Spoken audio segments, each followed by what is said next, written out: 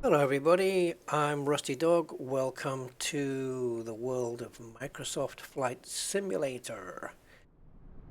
So today it is the next leg of my journey to Gibraltar, which we're going to do in stages. And this one is from St. Agnant Airport. I think I've said that right. St. Agnan. Agnan. Agnant. It's in France. Yeah, from there, and we're going to be going to Pamplona, which of course is famous in Spain for the bull runs. But yes, we will be making the crossing over from France into Spain, and I'll be putting up the route very shortly and showing you a few extra details I'm going to be going into on this one.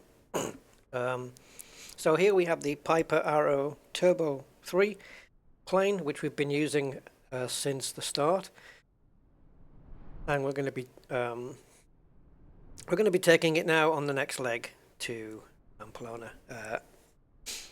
So let's take a look at the route in LittleNavMap, and then I'm going to show you something. So in LittleNavMap, if I can just get the route. Yeah, so I've already got the route planned out. So it's basically a case of taking off from runway 12, which I hope I can get assigned. And we're going to be following VOR only, so no GPS on this flight as ever. And we're going to hit this VOR here called BMC.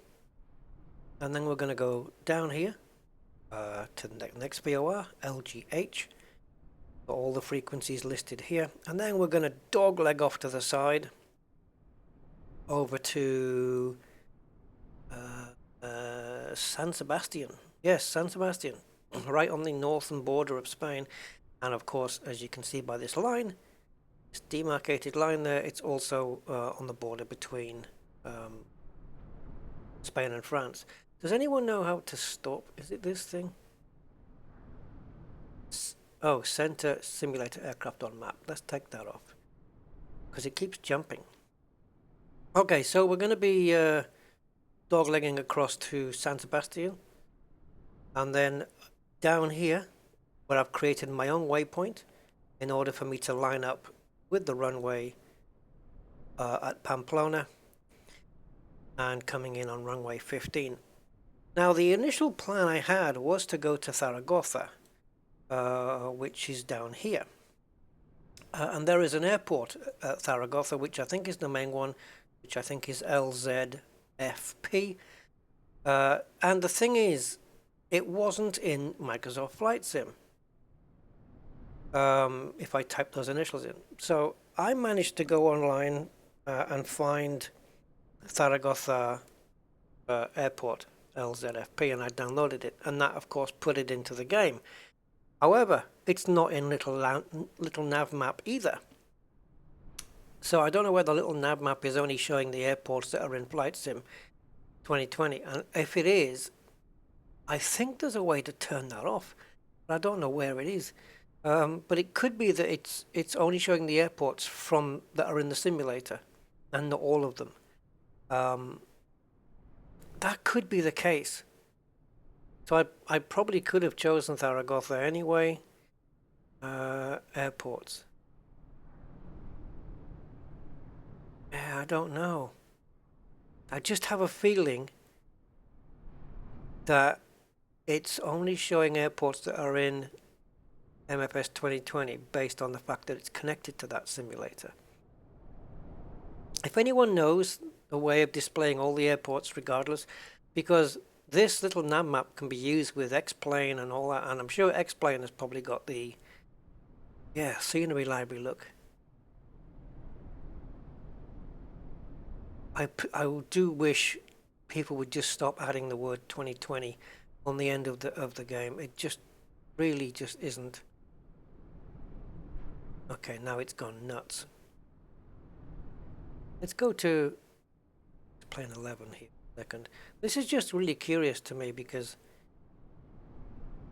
it's strange that Zaragoza Airport is not even here. Now it looks like they've all disappeared, unless I have to reload.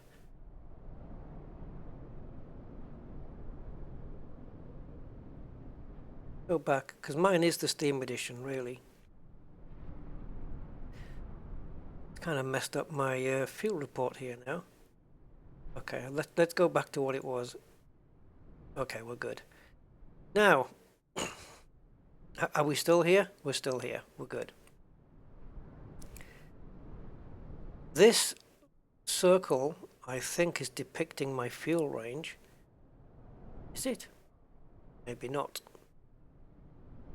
Because then... Ooh, I have a crash. I can't move my mouse, guys. Okay, this move. Yeah, maybe not, because if I'm taking off from here, then the circle should be dead center. This can't be fuel. I don't know what this is. Or even why it suddenly appeared. Anyway, so what I wanted from this was a list, rather than me having to write down all of this, 170 degrees heading, 65 nautical miles, and then from here carry on 170 for 56 nautical miles, and then go on a heading of 240 for 68 nautical miles. Instead of me writing all that down, I was wondering whether LittleNavMap could actually export the notification for me, and it does. The way I found out to do it was by going File, well, you can't see the dialog, but you do File Export, and then it says Export Flight Plan in other formats, and I choose HTML. So from that HTML, I'm able to look at that, which I'll show you here. So this is the HTML output from LittleNavMap, and as you can see, it's telling me that I'm starting with 27 gallons of fuel, which I had a different amount in, so I've adjusted my fuel amount based on this, because in LittleNavMap I have loaded in the Just Flight Piper PA28 Turbo 3 flight performance file into LittleNavMap, and that allows it to calculate how long the trip's going to take, how much fuel is on board, stuff like that. So what it's done is it's decided that we're going to start with 27 gallons, and we're going to end up with 6 when we get there. But I'm just going to show you a few slight differences here, which I'm going to try and explain to the best of my ability. But in terms of the flight plan, it's basically taking off with the 27 gallons, and then all I need to look at is distance and course M. I don't fancy this course T, it's slightly differing, and this is more accurate for me. So after takeoff, we're going to fly 65 nautical miles on a course of 170, which ties in with what LittleNavMap was saying. And then we're going to switch to we're going to stay on the same course, but switch to, oh my god, switch to? Yes, I'm getting mixed up with courses and distances. Stay on the same course, but the distance is going to be for another 56 nautical miles. Then we're going to switch course to 240 for 68 miles, and these are the frequencies of the VORs we'll be picking up along the way. And then we'll hit once we go to 183 for 16.5 nautical miles, we'll then hit waypoint 1, and then we'll switch to a course of 153, and we've got 18.1 nautical miles remaining to hit the airport. That gives me plenty of time, I think, to descend. Now, we're actually starting with 28 gallons of fuel, and I think we're going to end up with 7 at the end. And let me try and explain this. I think what's happening here is it's not calculating, or it hasn't added the 1 gallon that is used for taxiing to the runway. The same here. So let me just flip back to LittleNavMap. See if I can show you what I mean. So we have a, is it here? Fuel report. Yeah, I got a little error here. I don't know why. Simulator arrow performance file. So, block fuel 28, trip fuel 21. Now that tells me that we're going to have 28 gallons in the tank, and the trip's going to take 21 gallons. So we will land with 7 gallons left. Okay? But it says 6 because it's 6 pounds and the 1 gallon. Oh, it's pounds and gallons here. What's going on? 6 gallons, right, and the 1 gallon of taxi fuel. So it's just, yeah, 6 gallons of fuel at the destination, and then walling. But is this, now we've got reserve fuel. So does this mean I'll end up with 13 gallons at the end? 6 plus 6 plus 1, so we got reserve fuel of 6, fuel at the destination 6. Does this include reserve fuel? I don't know. I really don't know.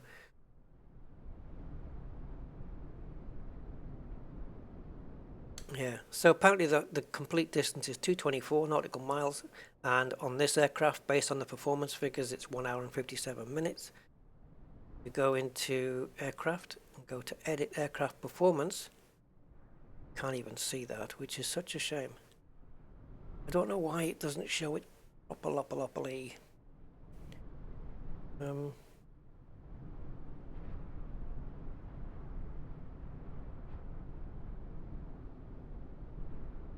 Okay, that work? Yeah. So this is the, I think the usable fuel, this is the aircraft performance. I think the usable fuel is, that's a full tank. Reserve fuel is 6, taxi fuel and 1 gallon. That's how it's calculated. Then we have all the other figures here. Okay. Right, so I don't have a flight plan programmed into Flight Simulator. It's only here. And all I'm going to be going by is these numbers. This is my on-paper flight plan, so to speak. But it's taking off, but already having the first VOR tuned in, which, as you can see, is 113.75. Let me see if I can make this easier for you guys to read.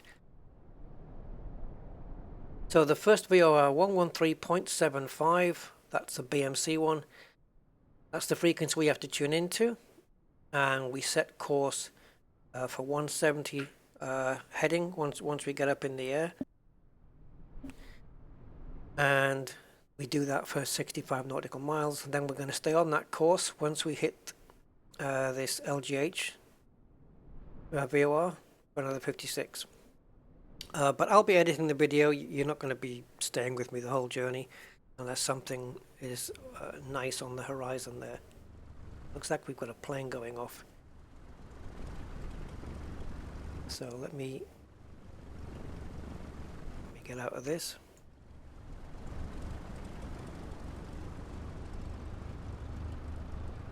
Okay, I don't know. He's been there a while. I don't know if he's going to taxi off now. So we do have live traffic, live weather. So we've got a lovely clear day, which I don't know if that is really real. Seems a bit, I don't know. Just seems a bit off to me that there's not a single cloud in the sky when... Let's come off live a second and go back on. I don't know if it re-downloads it or anything. I don't know. It just seems a bit off that it's just cloudless, but this fella's still moving. But anyway, let's get our plane underway. So all I need to do here is get rid of the tie downs and the chocks, otherwise we won't be moving anywhere. And now we'll take it away. So yeah, no GPS here at all. It's all going to be instrument flying. So we know from the flight plan that the first VOR we're going to encounter is going to be at 113.75. So we're going to have to program that in. But let's get the plane powered up first. So we'll do that, and then we'll add, won't put the fuel pump on this time. So beacon light, landing light. It doesn't look like we're going to need any pitot heat here. So let's pump the mixture up. Let's pump up the propeller revs, add a little bit of throttle, engage both magnetos, and we should be good to go. Let's just make sure all of these go away. Make sure all these buttons are working. That one is. Okay, so we're going to prime. And start.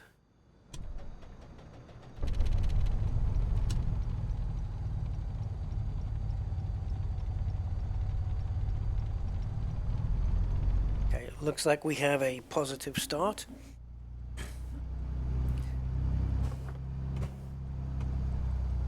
Now the next thing is I'm going to alter my my pitch. I want to make sure that my pitch is pitch perfect. I'm going to be using my little wheel, my joystick on my throttle actually. No, gives me perfect pitch there. We've set it so that the plane's going to use the fuel tanks automatically rather than me having to manually change them. So let's make sure this is all the fuel we've got on board. I've made sure that the fuel is exactly matching what we said in LittleNavMap. 14 gallons per wing, 28 gallons. We've already used up a little bit. So we better get these on. Let's get everything. And we're not going to be using beacons today. Good thing, so I won't need this on. So first frequency then 113.75, and the one after that is going to be 111.65. Let's program that down here. Okay, that's switched these two on. Right, so that's it. We just need to take off and head on a heading of 170. But to do that, we need to taxi down this runway, don't we? Yes, we do. Let's do that.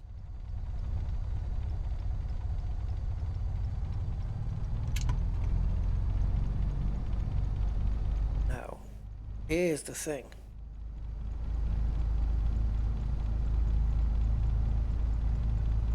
I want to make sure that this is the right way to the runway. It is. But I've got to taxi all the way up.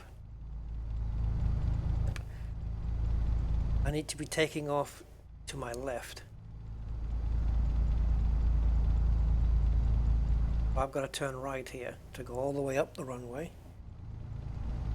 It's a fair size runway, so I don't know if I'm going to need all of it. According to LittleNavMap, there is a taxiway that goes right across. We go across the runway and we carry on. I wonder if I can do takeoff from the middle part of the runway. Should we try it? Just use maximum flaps and give it a go. So we're going to go across the runway now. We need to go up there. But like I said, I don't think we need all the runway. And let's see if we get that issue with the yawing in getting. Don't worry about the beep. That's just because I've taken off all throttle. Doesn't like it when I do that.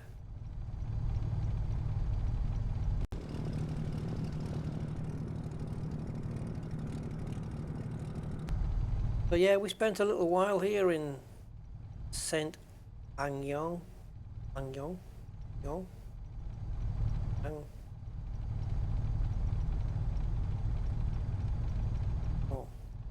Saint Agnant. I could practice that all day and I still wouldn't get it.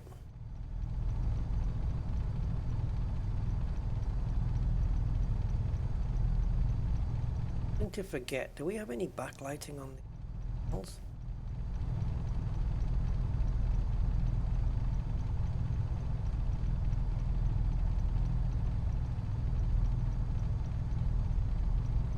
remember. Right, so I'm wondering whether I can take off from here.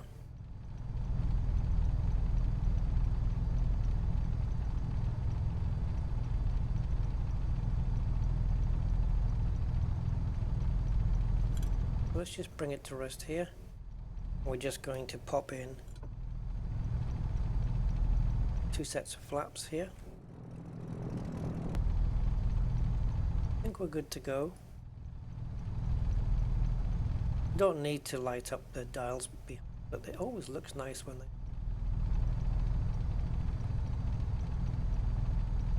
Alright. Oh, this mouse movement's a bit weird. Sometimes it's slow and sometimes it speeds up. Right.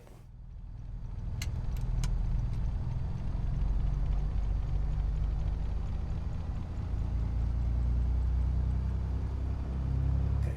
Now it makes me wonder whether the brake's on or off. Well, I guess now I know. I must have stopped the plane with the front brakes. Please, let's have a good takeoff.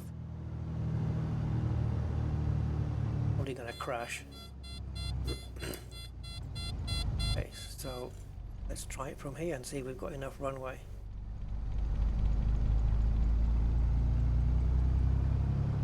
I'm just building up enough pressure.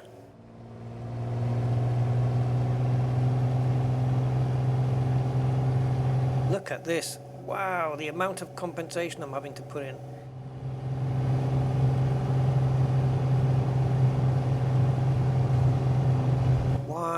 Why, Delilah?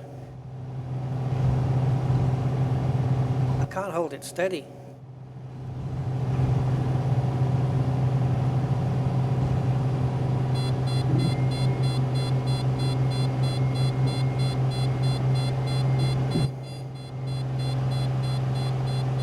Okay, I think it's actually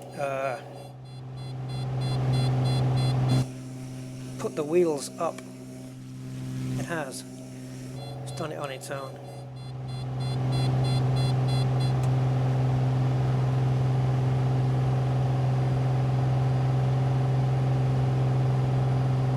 Well, let's pick up some altitude and also get on the right heading. Which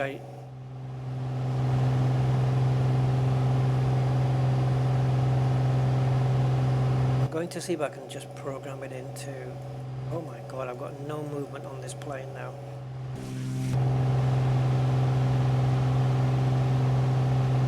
Guys, what's going on? I can't move the plane, I can't move anything in the plane. Okay, we're back. So...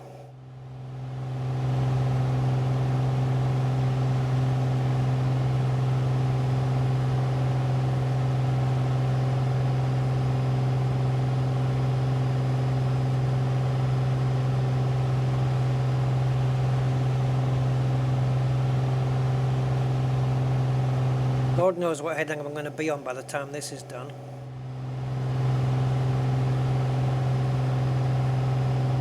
Okay, so now we've got the VOR on the 2 position and we need to head this way.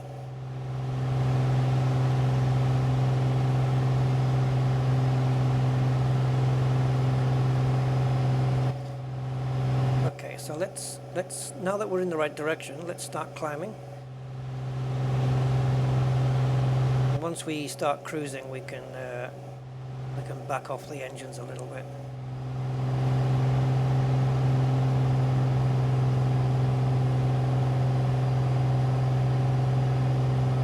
So we're going to take it up to around maybe 5,000 feet.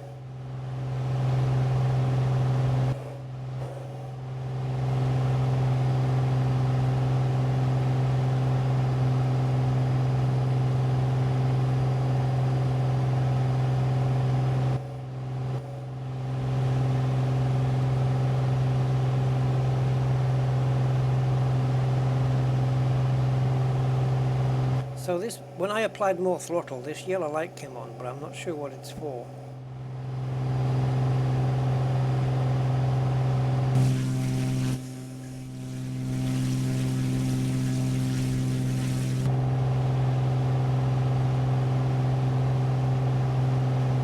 Now there are a couple of places that we're going to pass by closely, but not enough to see them. A couple of racetracks, and I think maybe there was a Castle Xavier in Spain, but I think that's on the route to Pamplona. But we are going to skip by it, unfortunately. It's just the way the route takes us. What I'm going to do when we get to around 5,000 is I'm just going to level the plane off with some pitch trim, bring the engine revs and power down. May already be able to adjust the mixture actually.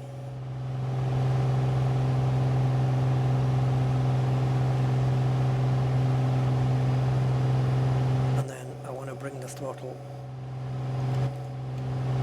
How do you get rid of the damn yoke? There we go.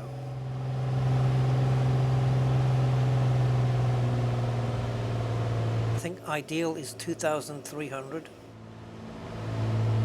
Or we're around there. And now we're at around hour 5,000-ish.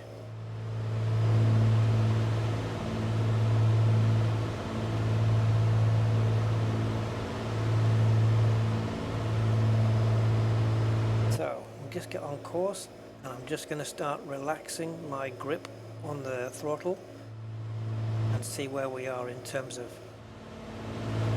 pitch trimming, what we need to do. Tad high.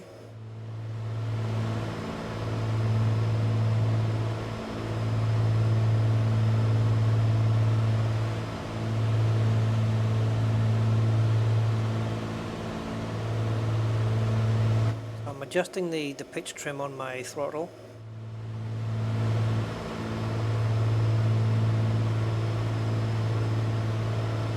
Once I get the needle, I think it's just above the 0, it seems to work very well.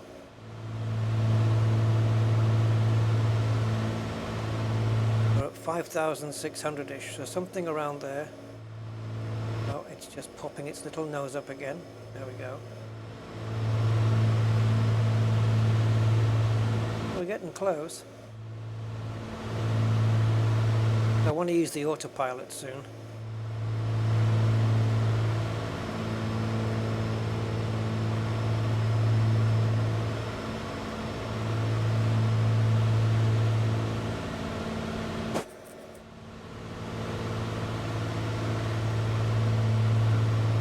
Don't really want to gain too much more height than this. There is a height hold here, altitude hold, which is a hidden feature on the plane because the actual plane doesn't have it. Might be tempted to use it anyway.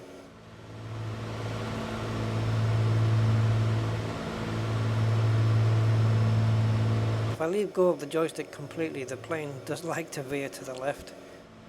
That's obviously the torque from the propeller, I would imagine.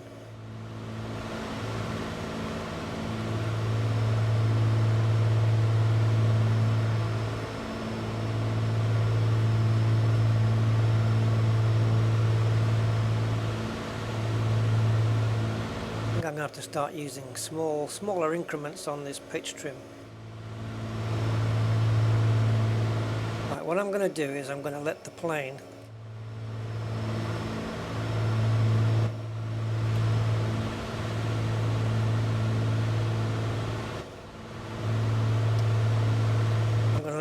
take care of this, and I will do the height.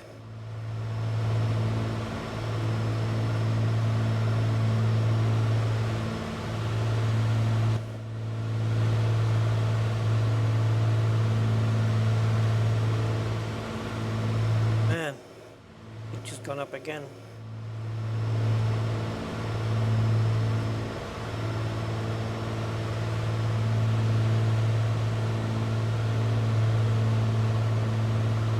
close though.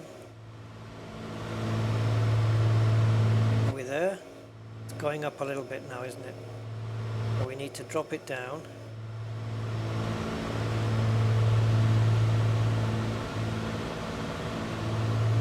And level it back up again. So let's see, does that hold? The reason why the plane isn't, the autopilot's not following the arrow is because this middle bit's not quite centered. But once it centers up, the plane will then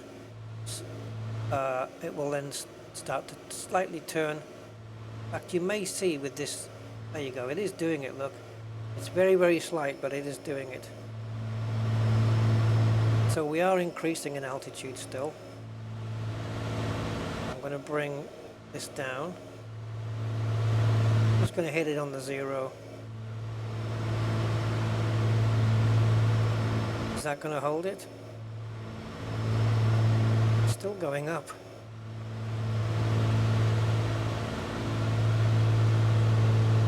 Let me just manually push the plane down. There we go.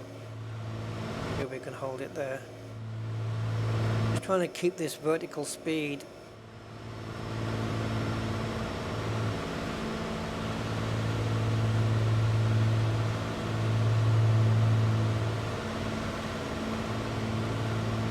Was me just adjusting the air pressure thing.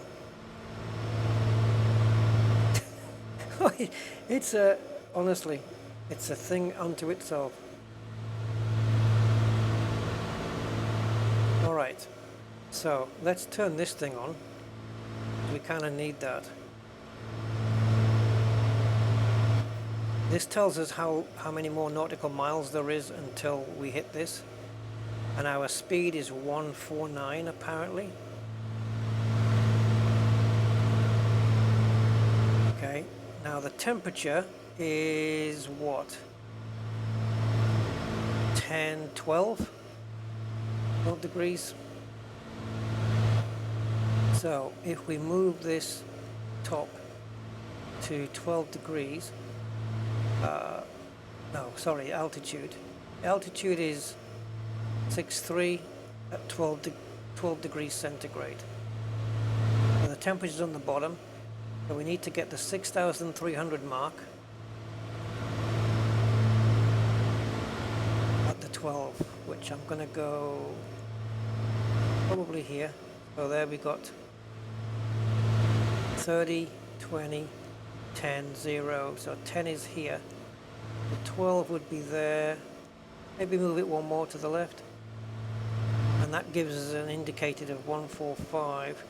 It's telling us 149, right? So it should be there. I don't know. According to that dial though, it's not too far out either way. So we've got 10, so 12 degrees would be here. So 6. Well, this long line I think would be 7, 6.5. I'd even put it as far back as there maybe. So this is the airspeed shown, 130, 129 something. True airspeed 145. But this saying 149. Is that ground speed or something? Really not sure. But apparently we're going to be there at our first waypoint in 15 minutes. Then I'll transfer this frequency over to here.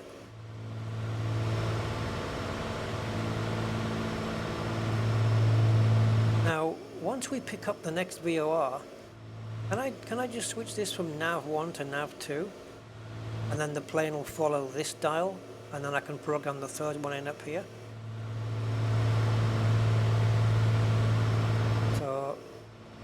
I'm going to program this in until we get a 2, and the needle is in the middle.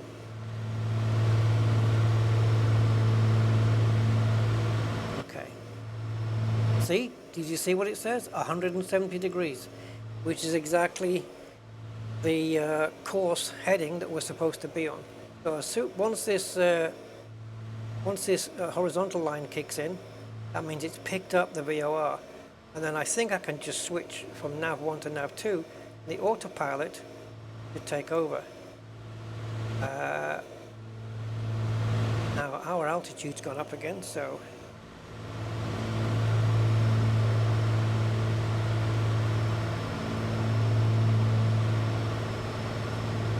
going to slightly adjust. I could just hit heading, altitude hold, that'll be it. But I'd rather, so we've got 6.5 now. Let's make another adjustment here for 6.5. So 6.5 would be there, 12 degrees, probably around there. Gives us our true airspeed, supposedly.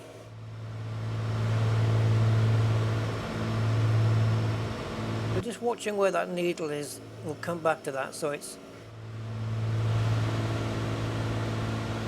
yeah, 6,525 is that?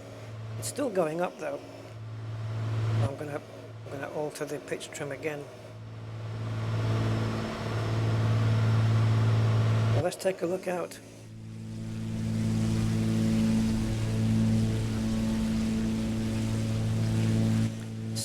San Crisoli Medoc.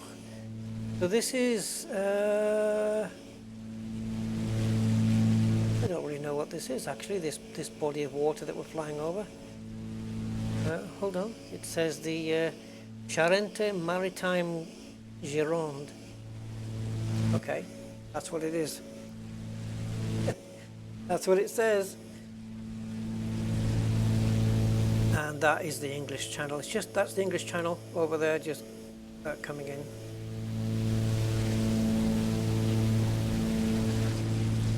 How's the altitude going? Still up.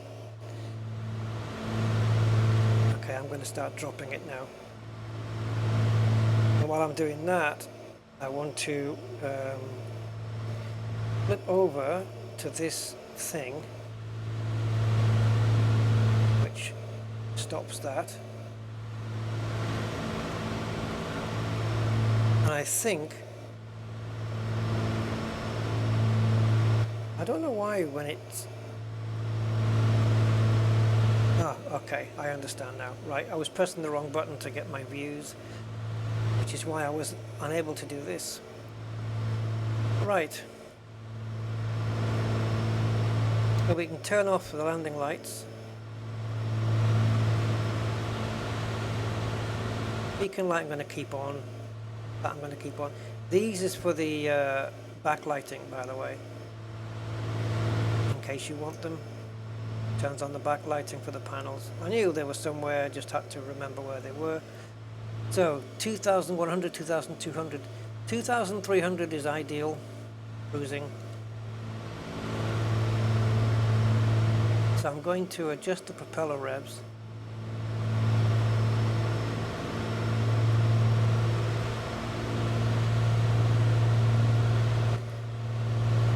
How much throttle do you put in? Well, it depends on the manifold pressure, right? I like to go down to maybe 30. We'll get the manifold pressure down to 30. And that should give us some good fuel economy, I hope. I hope. Of course, it's going to adjust the pitch trim a little bit.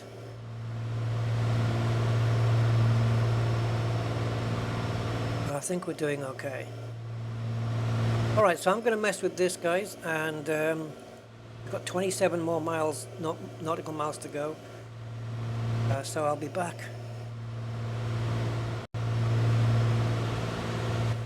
Okay, so we're back, and we are 7 nautical miles away from Beacon. Now, a couple of things. That light is overboost, so I guess I was putting on too much power, and that's why I backed off when it lit up. I figured it had something to do with that. We're pretty much maintaining some sort of altitude here. The barometric, I didn't look, but I mean it does it automatically anyway. Oh, we are losing. It does it automatically by pressing the B key anyway, like that. See, you just press the B and it changes the whatever the barometric pressure is, and it readjusts your altitude. I can't get it to just level though. It's either wanting to go up or down. It doesn't seem to want to just hold in position, despite my deft inputs. Now here, this hasn't picked up yet, but if I switch this DME over to from nav1 to nav2, look, it's as if it's picked it up. 24 minutes, 59 nautical miles, but it doesn't show it here.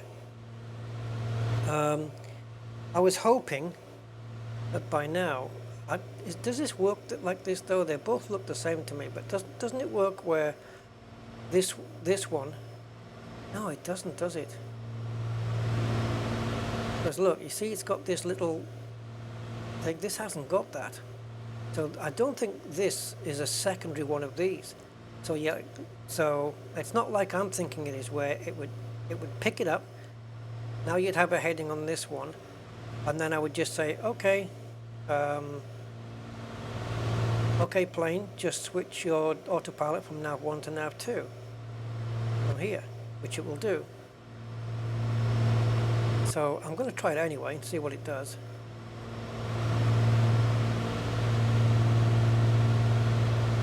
So pretty much there now. So we need to be, I mean, nothing's going to happen except we're going to be staying on the same course anyway. I'm going to switch this over to nav2. It does work. I don't know why it's giving me grief now. There we go. And also I'm going to switch this to nav2.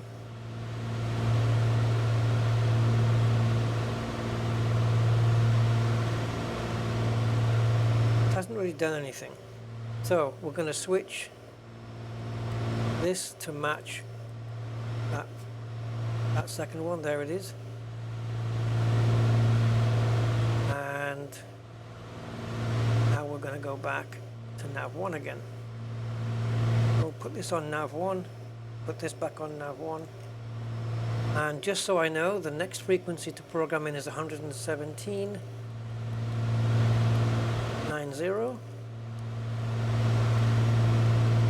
and that will be on a course of 240. So that should kick in. Go back a bit. There. I think once the 2 lights up, instead of the from, once the 2 lights up, I think we're okay. Right? I mean, we're heading, the plane's doing everything it's supposed to do. We're heading in the right direction. Altitude is good. Yeah, so it's 52 nautical miles. Alright. Everything looks fine. I think I can put the yoke back on. It's not blocking anything that I want to see. I'm going to reduce the throttle just a little. The problem with doing it in the game and not doing it live is that now my actual physical throttle isn't matching this, so I'm going to move it so that my physical throttle does this. There we go. And now we are gaining altitude like crazy. Well, let me just pop the plane down again.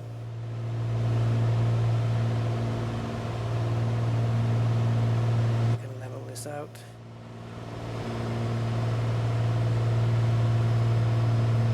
See if it starts to behave again.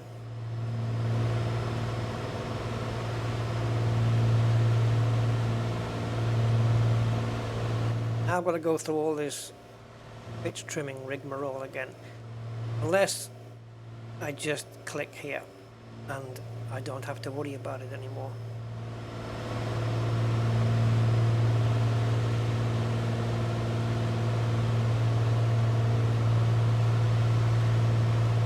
Try and bring it down. I spend more time looking at the instruments than enjoying the view. This is fine, except we're approaching 7,000 feet, which is okay. it's okay. At 7,000, you know, less air means less power going into the engine. I don't want to go too high. The plane's quite happy going quite well above this altitude anyway. But I want to be around 6.5. I'll just push the nose down a little.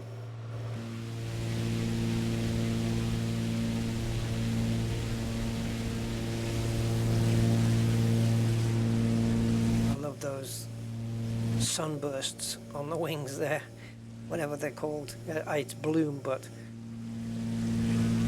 yeah, glinting.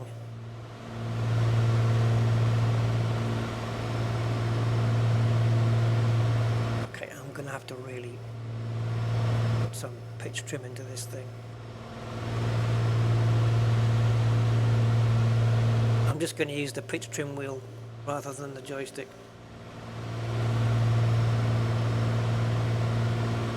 It's just easier. It does like to dance about. It takes a while to settle as well.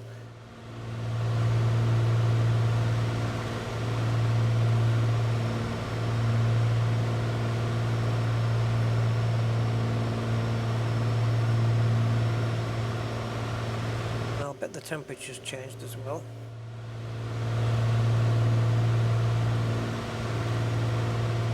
Yeah, just a small tweak on this throttle wheel, the pitch trim, and it's really making a massive difference.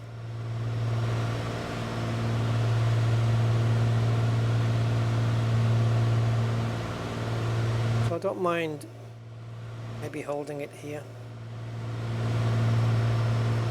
So you need to find the place where it'll hold the needle, and then I just move the nose, try and get it in line and keep it there.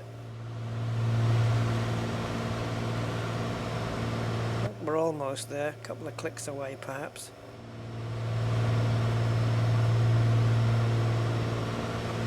Just keep clicking until it moves in the other direction. And then dial it back a little bit. Are we there? See, it will tend to dip down again. Just the more you dial it in, the longer it takes to dip down. And tuning it right in is a pain.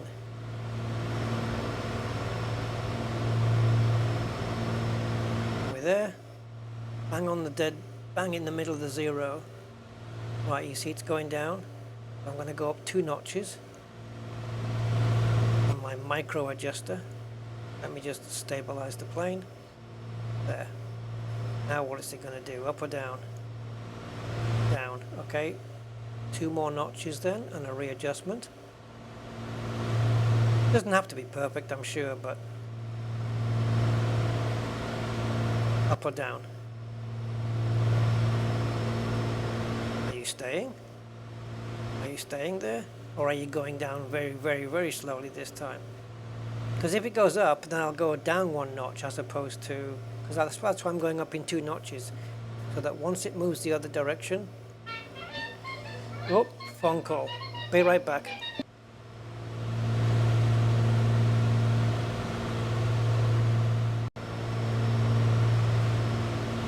Okay. Phone call dealt with, and we're back. Sorry about that interruption.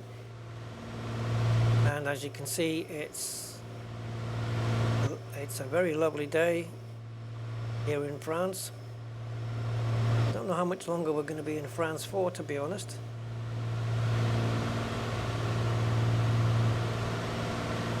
Really nice. So altitude wise, I think I've got it held okay. I mean, the altitude, we are losing altitude, but it's so slow. I can't hold it. The only way to do it is with altitude hold. So, I don't know. I think I've messed with this enough now. See, because now it's stopped, and now the needle's gone from below the zero to just above. And I think it's obviously the weather, maybe just having a little play with it. Let's see if we can tune in the QNH a little bit better, whatever it's called. I can never read this properly. It'd be nice to have a pop-out window there. So I think these are... Well, let's see what this is. These are in twos, right? So 2, 4, 6, 8, 10, 12. So 13 degrees, would you say? And we're flying at 6,300. So 13 on this would be, these are 10, so 13 would be somewhere here, maybe, and 6,300 would be probably there. Yeah, it's pretty much where it is actually. Maybe you need to go there. No, I think we were okay before. Yeah, I think that's not changed. Yeah, now it's balanced in the middle again, so it's okay. Yeah, so this nav, this isn't the same as this one then. It doesn't have a horizontal line, so it doesn't function the same. So you can't have two of them and then just program the second one in here, have it switch over, and then while you program the third one in here and then go from nav 2 to nav 1 again. That would be cool if you could do that though. I'm not using the Garmin. I haven't really, this is a really old thing, and I'm sure it completely works. Yeah, I'm sure it completely works. I've got nothing programmed in. Maybe one day I'll try and figure out how to do that. This is for the beacons, which I'm not using today.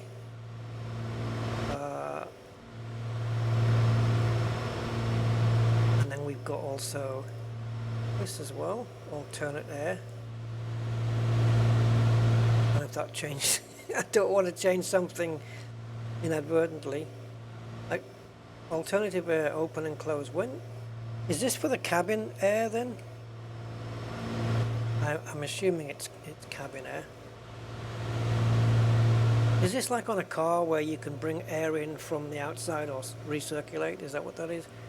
And we have a fan. Can we hear that?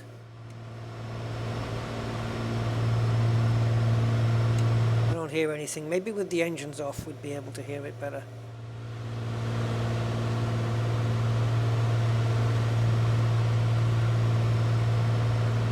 Yeah, it's all very interesting.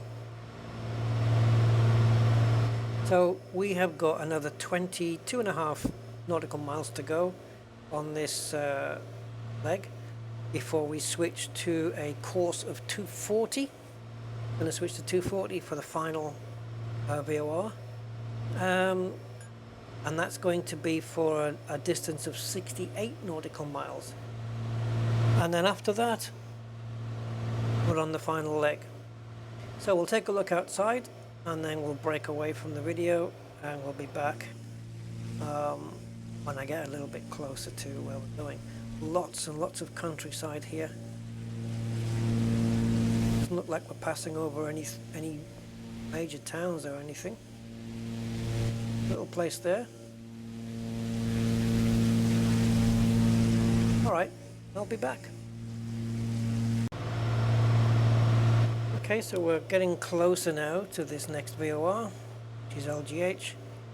This hasn't lit up yet, and if we flick this over, this DME to nav2, you'll see it hasn't picked up anything yet. So what I'm expecting, doesn't mean I'll get it, but what I'm expecting is that when the next VOR that we're going to encounter, 117.9, once that's picked up, I'm expecting that this 2 light should light up. 117.9, just confirming that. So this 2 light should light up. And I hope it does it really soon because, well, we're getting very close to this next one. And I know I've got to go to 240. But if it doesn't pick it up, what I can do is I can turn this dial here to 240 and it will turn anyway. Still maintaining around 6,004. I haven't used the altitude hold yet. It's still disabled. So the plane is flying level as possible just because it's pitch trimmed.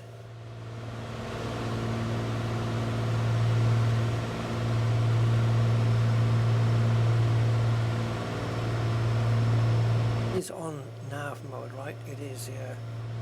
It's not picking anything up yet. Isn't it supposed to have picked it up? Are the VORs placed?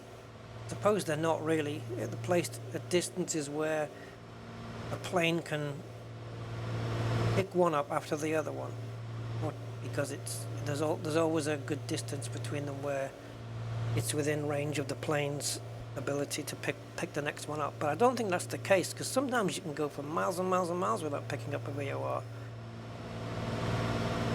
So I mean, we're here and it's not picked up the other one yet, so we're just gonna have to switch the plane onto the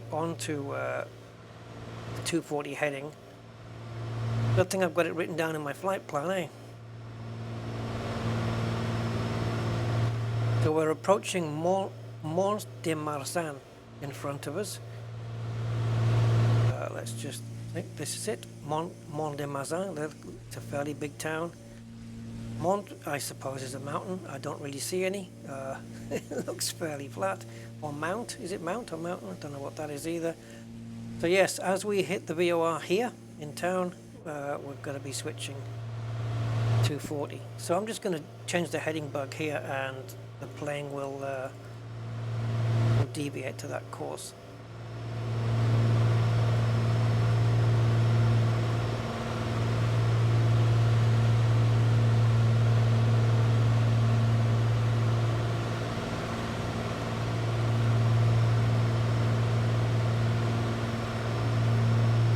And I will program in the next VOR up here, which is 11790.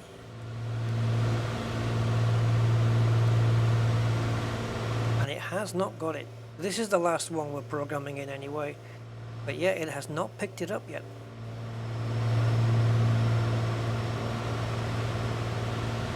Now it's flying past the 240, and I think that's because this is set to Omni.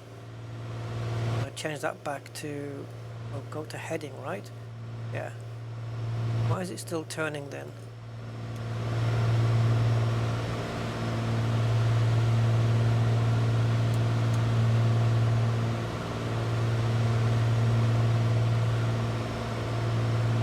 Because it needs to go to the heading bug. There we go. Don't worry, we'll pick it up. I should have, yeah, when I switch it to heading, I should have had the heading bug on 240 as well. We will get there, we will get there, we will get there. Just got to remember these little nuances. We're good. We'll be on track. Took a little detour there, but we'll nail it. So we've got, this is the longest section now, 68 nautical miles.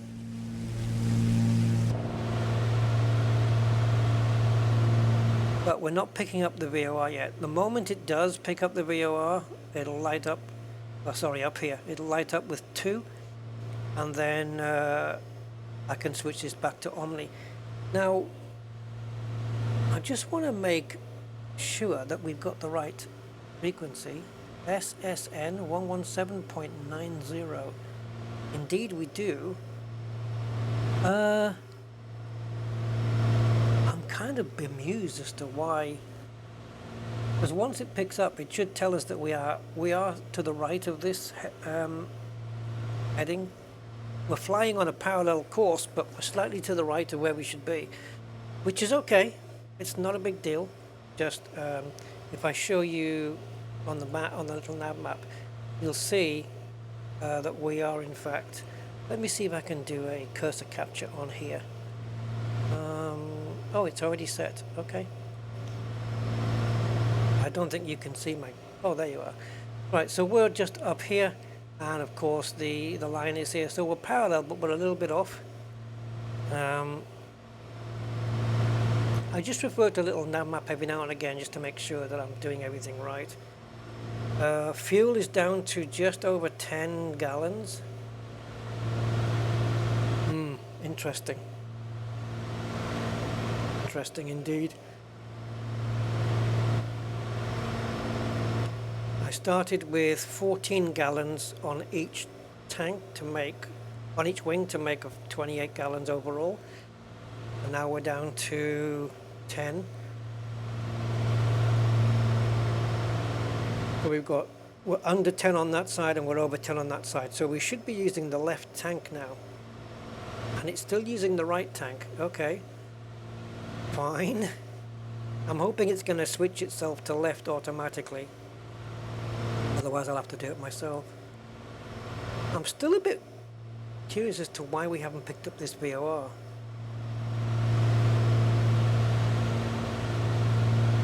I mean, the frequency's right. This one doesn't matter. This one can be switched off now because there's nothing else we need from this one. But yeah, you can see here, there's just, as soon as it picks up, we'll get numbers here. We'll get the nautical miles. We'll get distance, knots. We'll get, whoa, hey, it's got it. It's got it. And now the plane knows that it's a little bit off, but the plane hasn't moved to compensate. Why? Well, because I need to go back into Omni. And now it'll start. And we're coming into some cloud. I saw this cloud from a distance, and we had lovely clear skies, and then I saw a lot of cloud coming in. Anyway, what it's doing, I think, is it's turning the plane enough to put the tip of this in line with this. And that's a great angle just to start the plane coming back in. If we look here, you'll now see on LittleNavMap. So I'll let you know in the sim when the sim starts tilting the plane back. I think it's gonna I don't know if it's gonna do it all in one or just very gradual. But you can see this is the autopilot now bringing the plane back onto this line. Nothing much happening in the sim yet apart from clouds. Quite a bit of cloud actually coming in. So let's pop back into the sim and we can check in with LittleNavMap later. We've lost a little bit of altitude, but it's holding. We were at 6.4 before, but this is fine. 6.2 is good. Let's have a look outside. I did see this coming in from a distance. I saw this big band of cloud on the horizon, and now we've hit it. So we are still in France. Now the plane has gone over.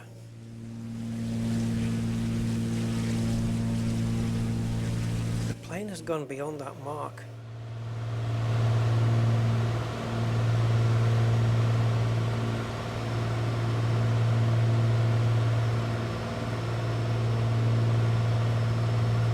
Okay, I just made one slight adjustment here, and now the plane's decided to move. I don't know what kept it. The heading bug it's going to ignore from now on. But the next heading after this one is, once we hit this VOR, we're going to be hitting a heading of 183, I believe. I'm going to consult. Yeah, 183.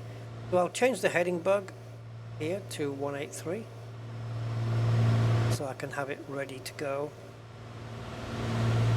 So once we hit the next VOR, let me just get it to 183. Right, so at 183, let me just hop into LittleNavMap. So the one here then, we're coming down here. As you can see, the plane did veer off a little bit. But once we hit here, then this line is 183 degrees for 16 nautical miles. So that's our next turn. But what I've done is I've put the heading bug on that 183 because it won't be done by VOR, it's just done by, or is it VOR? I don't think so. No, it's not, because we're heading to a waypoint. So the 183 is now on the heading bug. So as soon as we hit the VOR, I will switch it, the autopilot, from Omni, which is the VOR setting, over to heading, and then it'll start tracking the heading bug. So the moment I switch this to heading, the plane will then turn on autopilot to 183. See? Got the heading bug there, and we've got the autopilot. Cool, isn't it? Altitude is holding, just under 6,002, which is fine. Fuel flow is good. Has it switched tanks yet? No.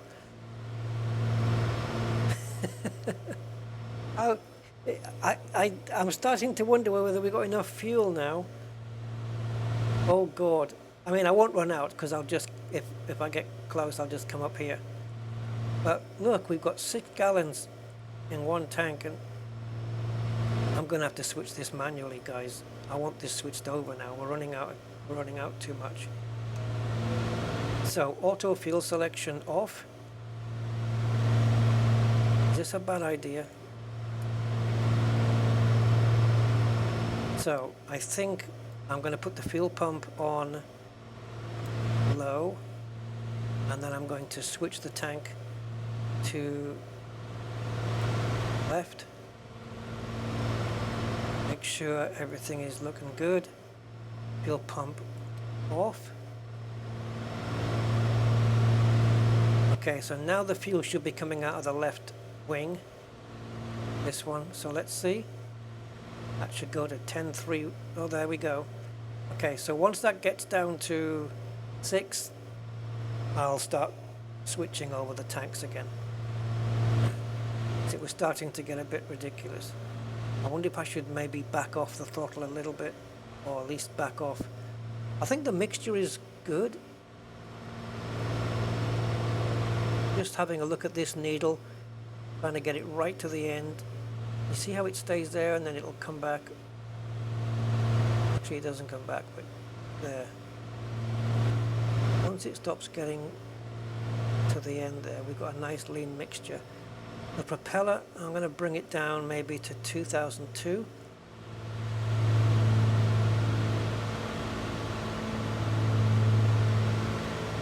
And manifold pressure's at 30, which I think is correct. Trying to save some fuel. It's going to cost us a bit of time now. Only maybe an extra minute. I'm not going to worry about it too much, to be honest.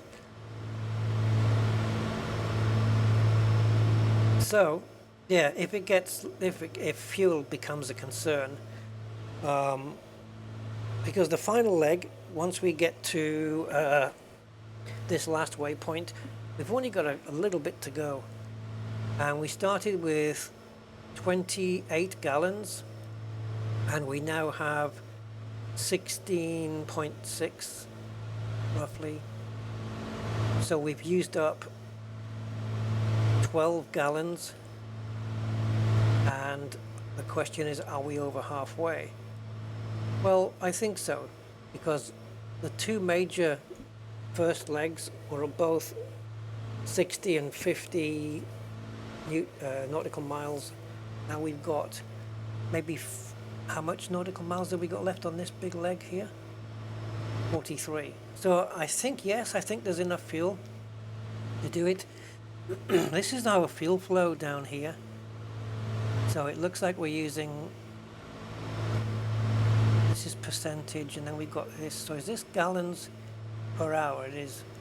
So we're using around 11 gallons per hour. But then you've got to wonder, well, how much more flight time do we have left? Well, actually no, because that's 14, 13, 12, 11. It's 10, just over 10 gallons per hour. If I drop the manifold pressure, I'm sure I can get it down to 10 per hour. Let me just see if I can just drop it just a tiny bit. Oh, there we go. There we go. Well, I've just dropped it to slightly under 30, which is 30 inches, which is good. So now we're using 10 gallons every hour, right? Now, if we go back up here, and we know that we've got 15 gallons left, 16 gallons, let's say. So 10 gallons, so we've got 1.6 hours. What's 0.6 of an hour? Say 1 hour 40 minutes of flying time left. Oh, we've got a real live plane just passed in front of us. And that's because there's an airport to our right, apparently. Is that so? Is that true? There it is. There it is. Well, a plane just took off. It should be over here. How high can it be already?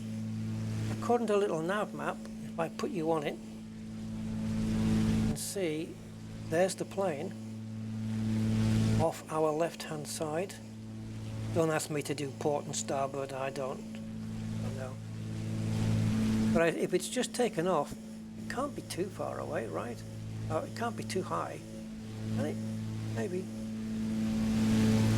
I've never been able to correlate the live traffic in LittleNavMap with what we see on the screen here, though. But it should be that LittleNavMap is getting its data from Flight Sim. We've got another plane over the water somewhere in that direction, but I can't see that either. Yeah, a bit disappointed I couldn't see this one actually. It's just, there's that break in the river, so it's here. But I'm not seeing any flashy lights, I'm not seeing anything. It's a shame. It'd be nice to see a plane just pass in front. So again, altitude still holding. Once I'm on the final turn after the waypoint, I will have plenty of time to descend, but I think what I'm going to do is once I get to, let me see, once I get to the final waypoint here, final VOR, then I'll turn down towards waypoint 1, which is something I set manually. And then as we do this, I'll gradually reduce down to maybe 4,000 feet, 3.5 perhaps, 3,500, yep. Let me just turn this up a second. So 3,500 feet by the time I hit waypoint 1, and then we make this onto our final turn, and then I'll start procedure to slow the plane down, descend, and get ready to land in Pamplona. That's the plan. That's the plan. It doesn't mean it's going to work out like that, but that is the plan.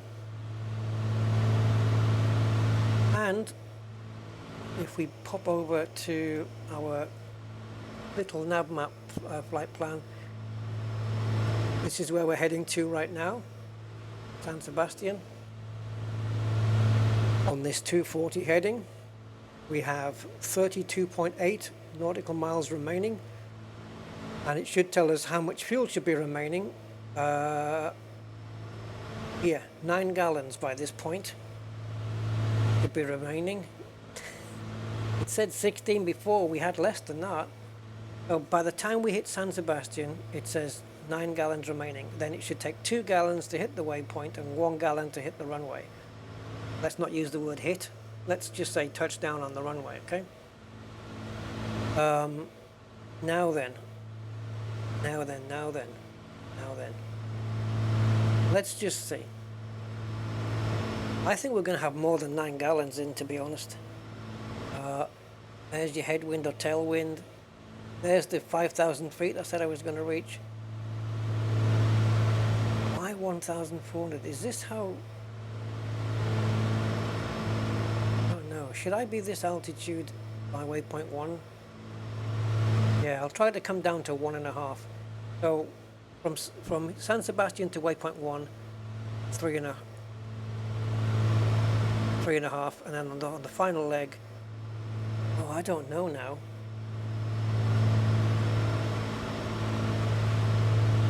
I don't know. Is this how much? It is how much above sea level.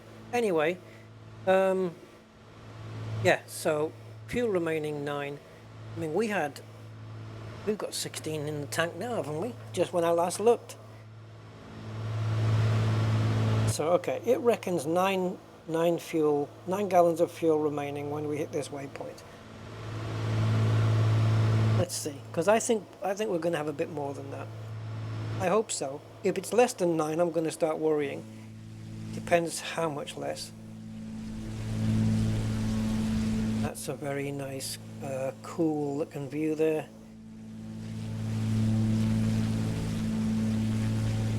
Just wanting to... There's not much notification on these maps as to what this is. Cantabrian Sea. Is that what that is on the right? I thought it might still be the English Channel, but it's not. It's the Cantabrian Sea, guys. And look here, as we're just about to venture into Spain shortly. We're not in Spain yet, but we're just passing over the Pyrenees Atlantiques. That's what you're seeing in front of you, and it's very nice to see some elevations for a change. See the plane moving around there in the wind, it's popping up and down. So this is the Pyrenees then, eh? Is it? Well, there's a little bit here, the Pyrenees. Yeah, this Pyrenees Atlantiques. I don't know if this is the proper Pyrenees. Wouldn't have thought so. But that's what it says on LittleNavMap. And there's also an airport. There will be an airport on our right, and on the coast. On the coast, I would suggest it would be around here, where this marker is Biarritz. You may have heard of. Let's get back in the plane. It's maintaining its altitude just about, and we have 24 nautical miles. Let's check on the fuel. How many gallons have we got in total? Not bad, about 15. So we can burn another 6 gallons getting to this waypoint then, according to the calculations. Now, of course, I could just move that slider and give myself more fuel if things get desperate. But I'm hoping that I don't need to do that. It looks like you can adjust your own weight as a pilot now. 170 pounds, I think I'm a little bit over that. But let's go with that.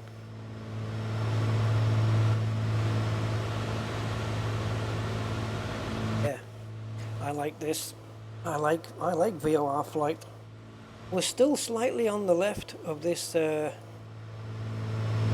flight path according to LittleNavMap. But that needle to me looks bang on dead center. I don't want to adjust it, because that's going to put us on a perfect line to the VOR. Yeah, again, I don't really want to touch that. Ooh, ooh, ooh, ooh, ooh, ooh, Mr. Peebley. Let's switch to the left tank. I might have to, I'm going to keep forgetting this. Oh no, it's still on the left tank. Left wing, I should say. I should say left wing. Left tank, same thing. Yeah, no, we're still coming up off this. So we've got 22% fuel in the left, and yeah, so we're burning fuel. So once we get down to 17, I'll burn some more fuel off on this one. Okay, I have to keep remembering about this. So I might even just pop this as a window on my left-hand monitor, because that reminds me to keep an eye on things. Okay, so that fuel window is now on my monitor. Popping up on the screen there, look.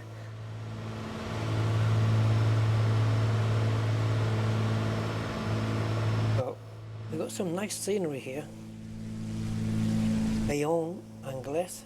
Now, where is that compared to Biarritz? I think Biarritz must be here. I wonder if I can just go in, maybe in the plane, and no. Sometimes just looking at the thing can make it light up. See? Anglet. Bayonne. That is an airport, sir.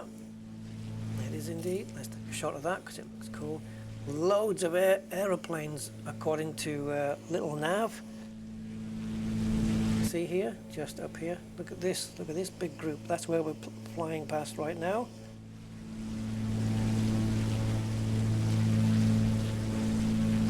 And then I would suggest that this, all this, one of these two is Biarritz. Wow. And then we're going to come up to the Pyrénées Atlantiques.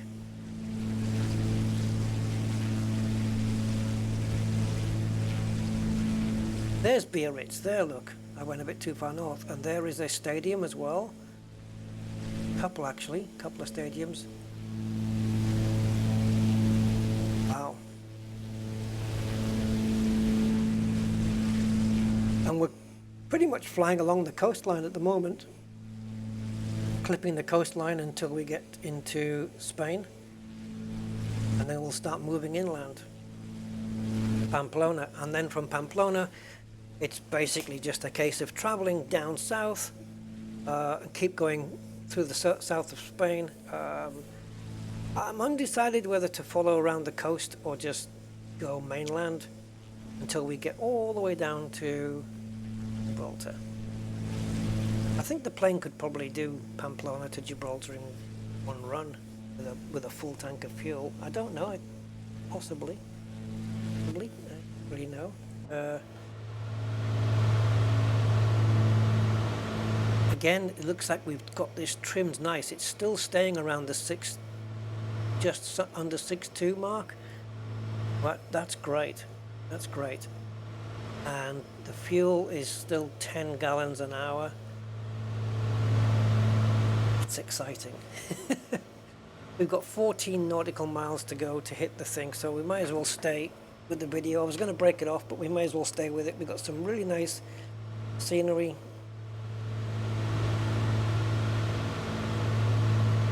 Beautiful. Look at this thing.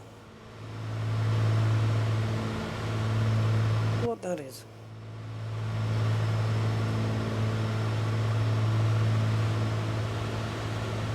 You pop this open, throw out a sweet wrapper. Sorry, I just banged my toe.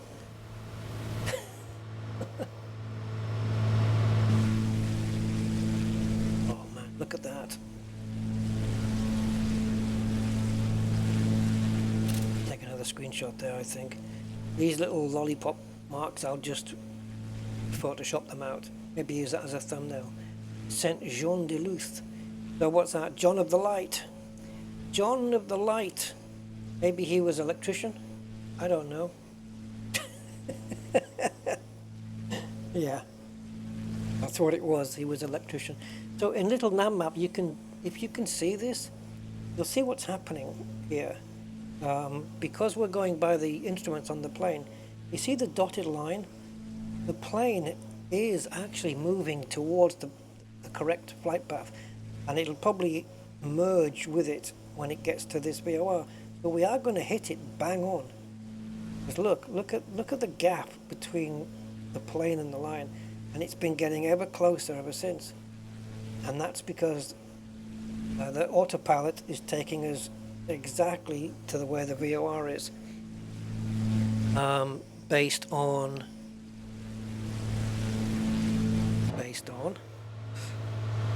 this needle being dead straight.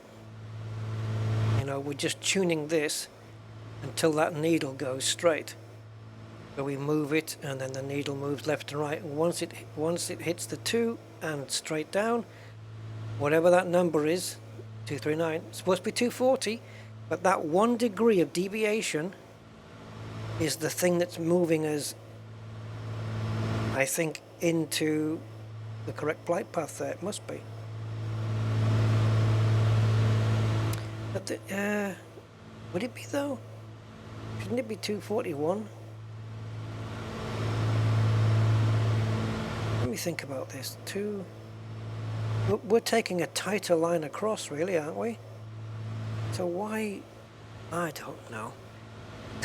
I don't know.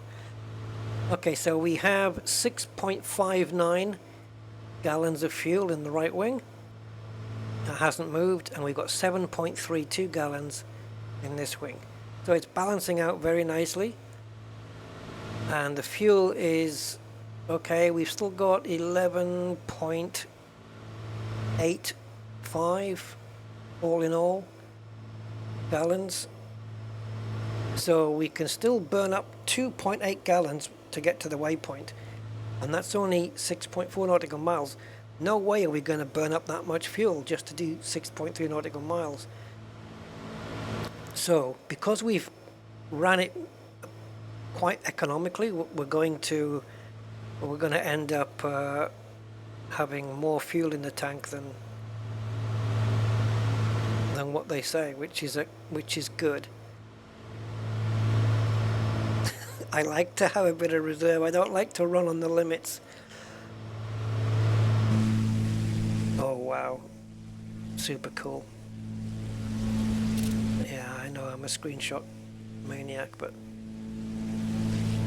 got another runway there, San Sebastian. So we are officially crossing the border now. A minute, that line. Oh no, that is the border with Spain. So we are crossing the border into Spain. San Sebastian is Spain, so yeah, goodbye France. Hendai, I don't know whether that is France. Yeah, Irun. We got the town of Irun. I drove past there. Irun. I drove past here to drive to Gibraltar. Probably even on this road here. It was probably even on that road. If it was a motorway, then I would have been on it. Yeah, I've actually driven past Irun myself. So we are almost at the nav, yeah, at the VOR, the nav point I was going to say. Almost there. But yeah, I don't need LittleNavMap for this. All I need is my instruments, really. And as you know, this is telling me 2.4. So once we get down to maybe 0.4, 0.3, obviously this instrument's going to go nuts, and so is the plane. The autopilot's not going to know what to do. We've already got the next course plugged in, 240. Sorry, not 240. What was it? 183. Yeah, 183. And we have a plane coming up on our left. See if we can crack a shot of it. I don't know what the altitude of it is though. It could be a jet flying really high. Okay. So we better get ready. All I have to do is flick a switch and the plane should turn to the left. So let's do that right now. See, this little thing's come up, nav. Little thing just flicked up, and now we are no longer using VOR.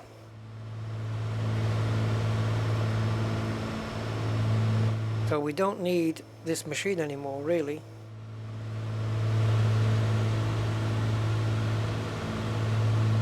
So that plane has just gone behind us, according to LittleNavMap, but I don't... If it's a big jet cruising up at... let me see what it's at. Oh, okay. Fair enough. 38,000 feet. Yeah, unlikely we're going to see that. Alright, so now we're just heading down for 16 nautical miles. So what we can do now is, I said that we didn't need it, but that's not strictly true. If I change this course here, you see how it says from now? If I change this, this won't affect the autopilot. If I put the from, and I put it right back there, more or less there. So I know I need to travel 16.5 nautical miles away from that last VOR. So when that says 16.4, then, or 16.5, then we should be good to go. Looks like that course has gone a little bit flicky. So, now then, I'm going to have to start some descent here. So I'm just going to push down. The plane's not holding me, is it? Oh God, how did that get enabled? That was a mistake. I didn't put that on that I know of. I promise. There, 183, which is exactly the course that we're supposed to be on. Now, I don't know what the altitude here, I just know it's got very gusty all of a sudden over these mountains. So I want to push down to maybe to around 4,000. We've got another plane coming in, 34,000 feet though, but we're not going to see it. But it's over there and up there.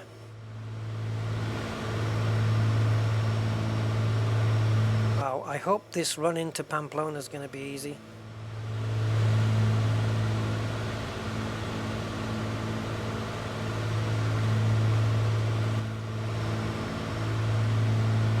Don't want to dip it down too much. We've got some water flow around there. Don't want to go down too much really.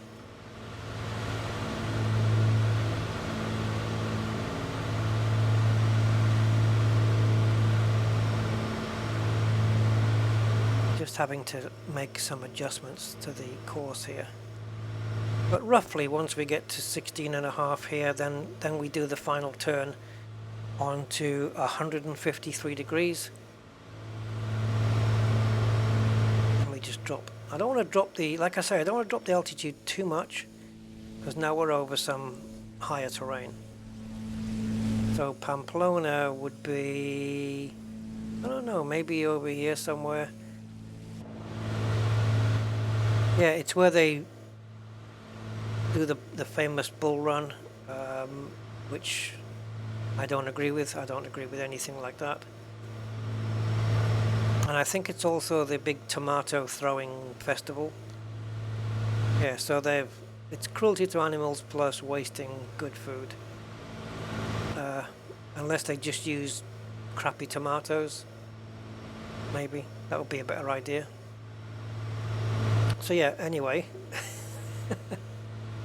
sorry, I just can't agree with all the bull stuff, the bullfighting and stuff. Tradition or no tradition? I mean, beheading used to be a tradition. Should we carry on with that? Anyway, oh, looks like we've got some wind thingies. Not wind chimes, turbines, is that what they're called? Wind turbines? Let me just see if I can just pitch trim the thing out.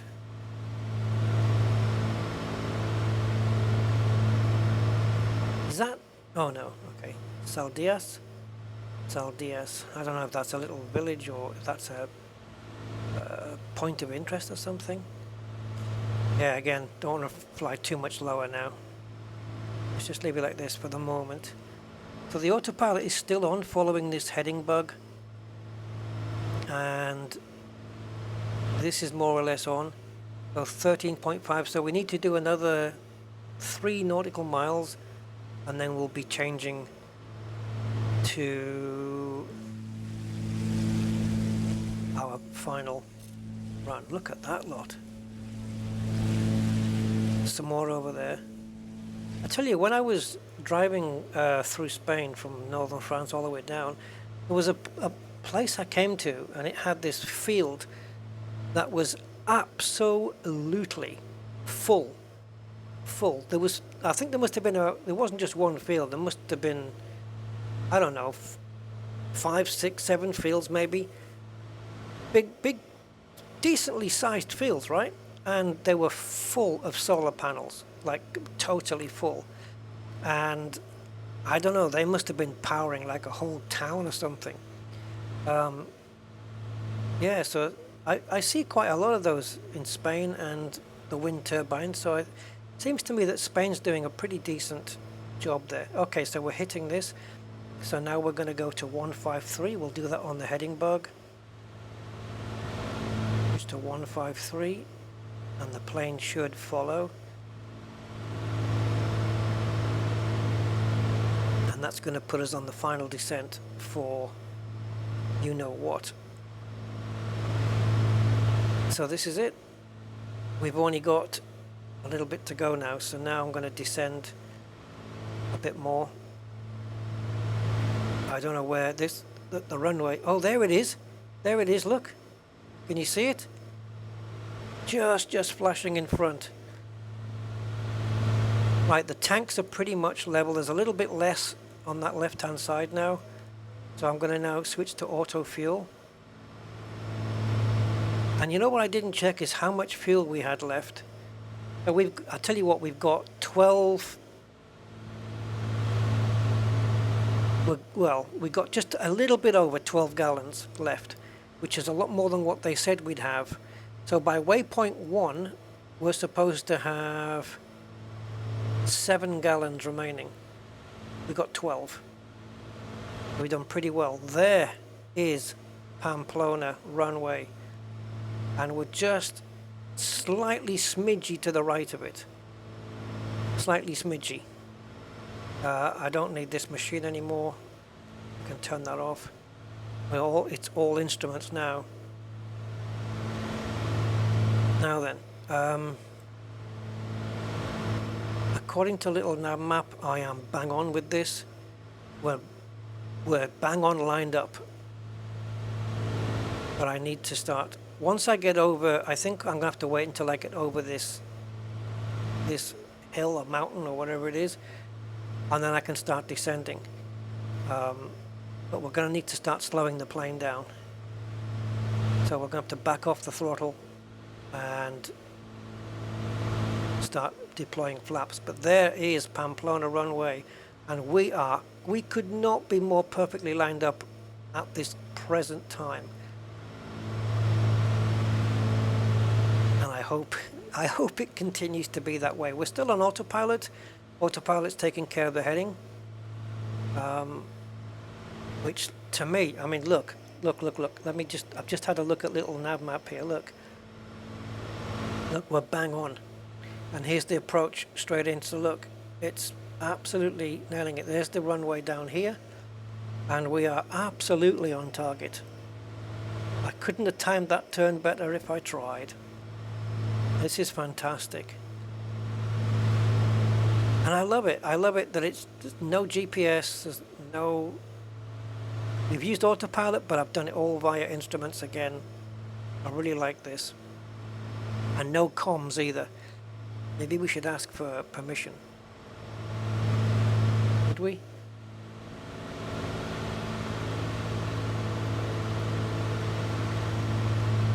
Ah, now then. Pamplona Tower, Rusty Romeo 6611 miles northwest, 4,500 feet to land.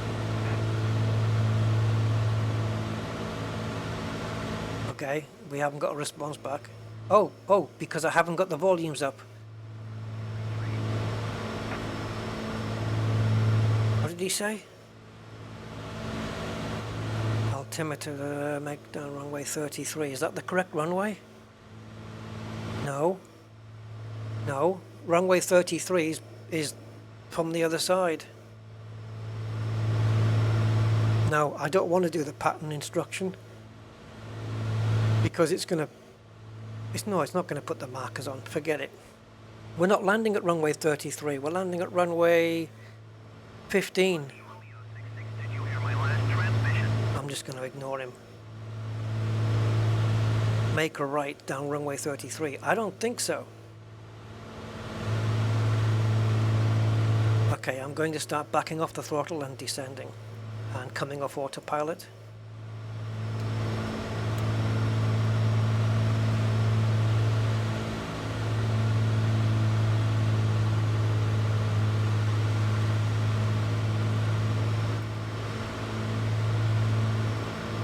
Flaps 1. Rusty Romeo 66 acknowledged last transmission. I don't think so. Because now it's going to tell me that I'm not clear to land anyway. Why can't I choose another runway? I don't want to land on 33. I don't want to go around.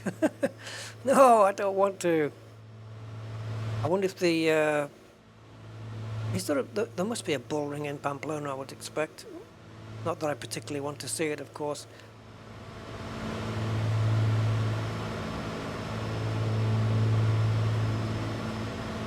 Rusty Romeo 66 acknowledged last transmission. No, I'm a rogue pilot.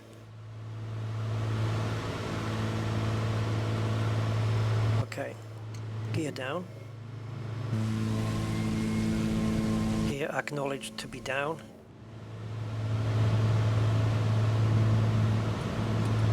Flaps 2.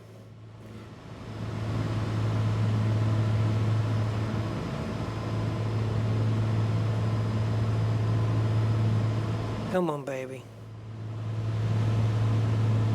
Rusty Romeo 66 ATC services terminated. Good day. That's the bit I was waiting for.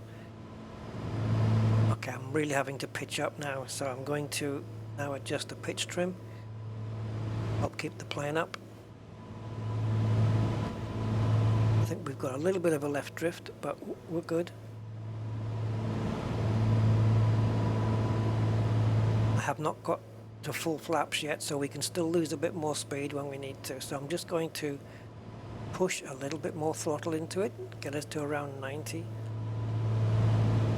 Maybe. Actually, this is fine.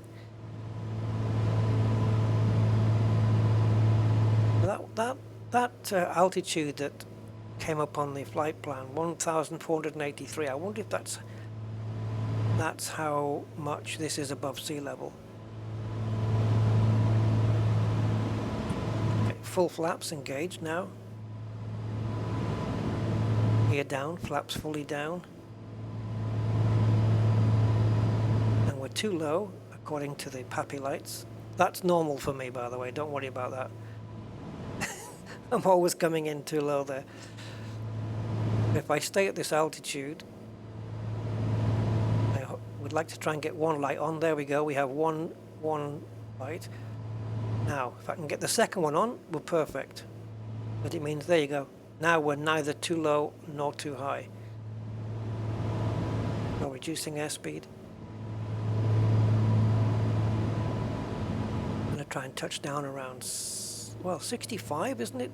Touchdown speed for this.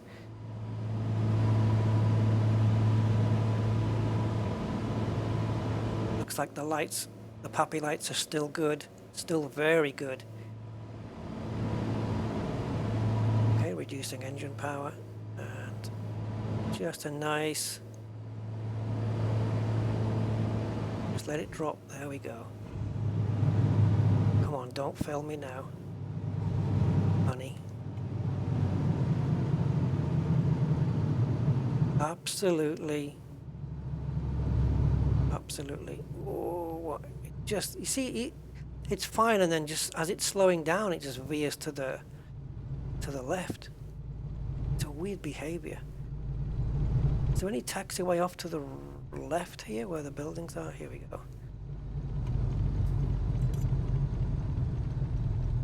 I've landed in Pamplona in Spain. Wow, we made that trip from France to Spain. I can't say I'm 100% sure where to park, but I'll just look for a small plane and park next to him. Okay, so let's put the flaps back up.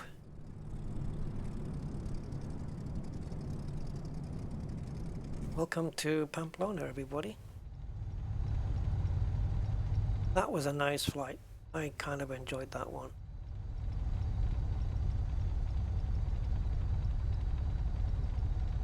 I'm gonna turn into this yellow line and just... Actually, I'm a bit too close to that plane. He's probably not going to appreciate that. Let's go down here.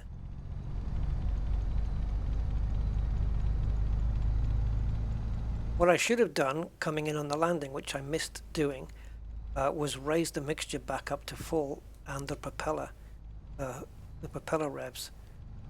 I should have put those back up, and I didn't, but nevertheless made it. Okay, so parking brake on.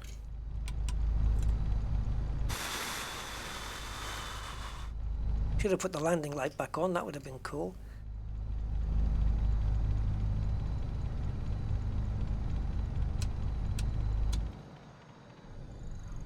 Put the mixtures down.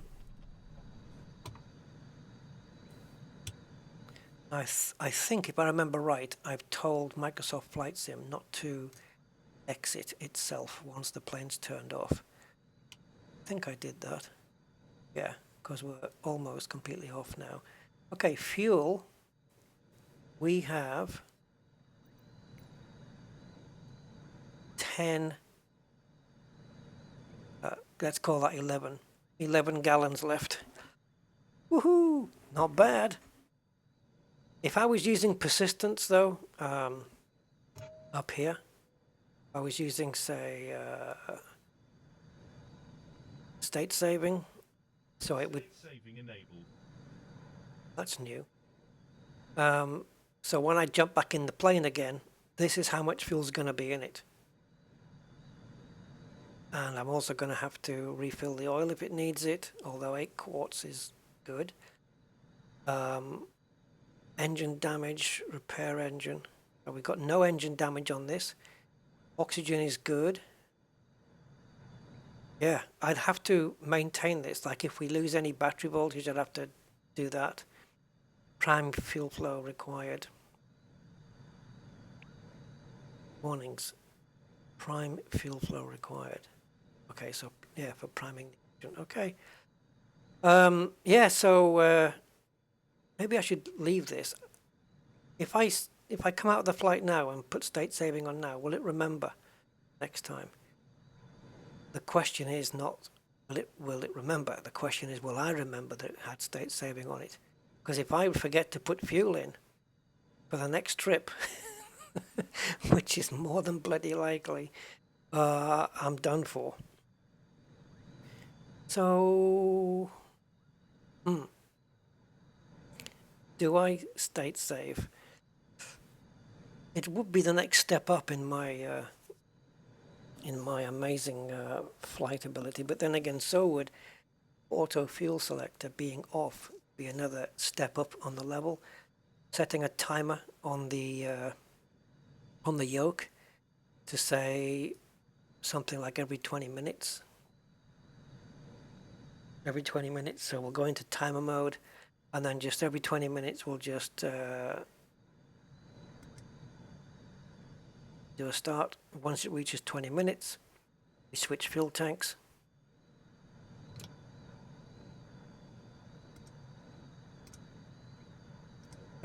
Yeah.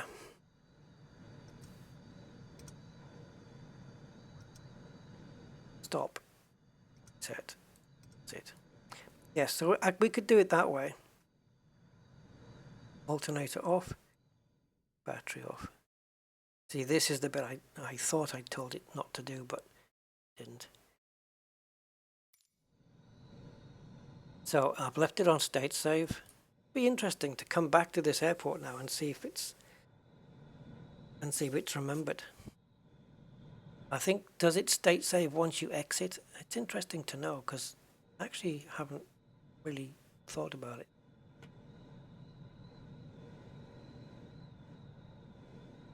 Now then, this was... How the hell do you get to it?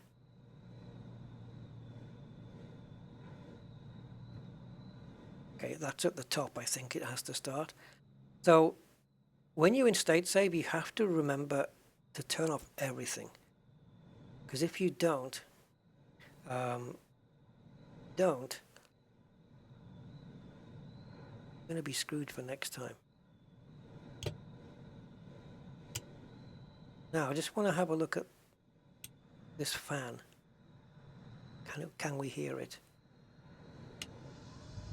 Yes, is the answer. You can hear the fan.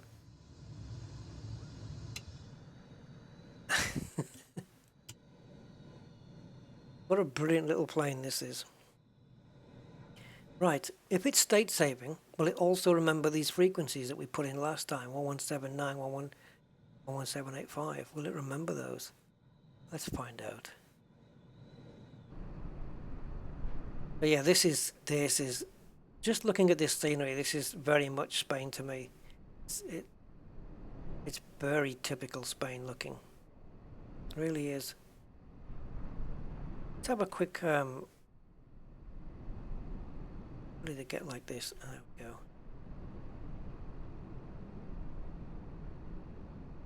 So we are really northern Spain right now. San Sebastian and stuff is it's as northern as you can get. I didn't realize Pamplona was this northern though. I didn't actually know that.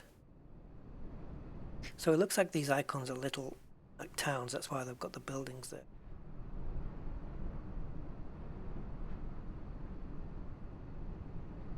Okay.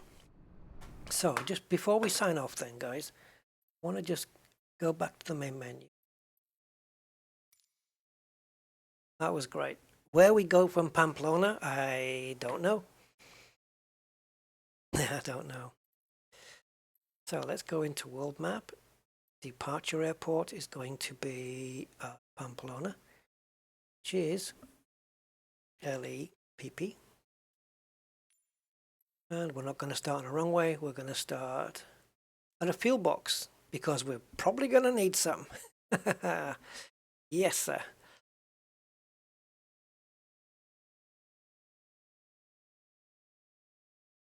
That looks like the bull ring to me.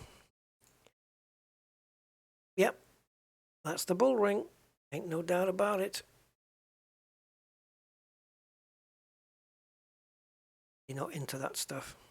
Okay. It looks like we're going, it looked like the position where we're going to be put just now is exactly where we stopped the plane. Maybe on the other side of that box. Now, if I go into this and add some fuel in for the next flight, assuming it's got the 11 gallons in that we left, if I now add fuel in, say let's put 50% fuel, and then exit, it's gonna remember that I've done that. So that's cool. So let's see. Oh yeah, look at that. And it's remembered the frequencies in here, look. See, you have to remember to switch everything off on the plane when you're done, because you don't want to leave anything on that's draining the battery, because when you come back to the plane, you won't have a battery. See, the mixture wasn't fully down. So every time I exit this plane now, it's state saving. Wow, that's cool. That's cool. I do like that. Got two tags on here, nav and heading, to let you know which one it's following. And planes, they're very well thought out. All the dials and how they work. So if I leave the door open and I come back, the door will be open. Or someone will have stolen the plane maybe. So again, these lights, radio lights, panel lights, you don't want them on. I know the battery's off, but you just don't be putting a load on it. And certainly don't leave the battery light, the battery switch on. Don't leave that on and then exit the plane. Because over the time that you're not here, it will lose its charge and you will not be able to start this plane. Thankfully though, we do have a get out of jail free card when you can just recharge the battery. Battery's gone up to 12 volts again, which I think is the result. I don't know why, it was 11.7. Why is it gone up to 12 now? Huh. But yeah, 0.0% engine damage. Of course. I'm a careful driver, what can I say? Alright guys, that has been the run. So, thank you for tuning in with me. We will be back with another flight at some point, going from Pamplona to... I don't know. But until then, I'll catch you next time. Thank you for flying with me. Bye for now.